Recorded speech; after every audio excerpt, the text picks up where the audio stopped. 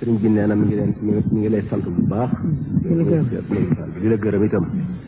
ñu ngi itam président. nee na mi ngi nuyu président di ko sant. di ko gërëm. di ko gërëm. yéen ñi nga xam ne ñun ko yabal ndaal lañ mu jiite leen.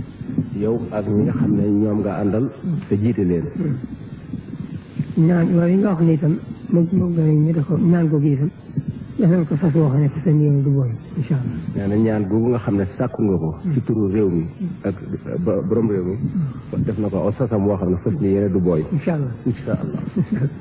barkala li ci taalib yi. mu ne ni ki taalibe yi itam. li ma leen daan dénk moom laay dénk ba tey. li mu leen daa dénk. démb ak barki démb moom la leen di dénk ba tey. moo di ñu sax ci jaamu yàlla. moo di ñu sax ci jaamu yàlla. ci sunna. ci sunna. sunna si yonent bi sallallahu alayhi wa sallam. te wattandiku tooñ. tey wattandiku ak tooñ. te sax ci jub. te sax ci ak jub. te ñi nga xam ne ñoom la yàlla dénk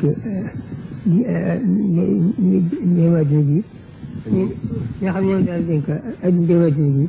te ñi nga xam ne ñoom la yàlla dénk mbiri àdduna ji ñi seen kilifa itam. waaw ngeen di mënalante ak ñoom. ngeen defal ñoom mudaara ba ca gën ba gën a rafet. waaw te lépp loo xam ne luñ soxla lañu. soxla nañ ko. te suñ diine téyewu ko. ngeen ànd ci ak ñoom.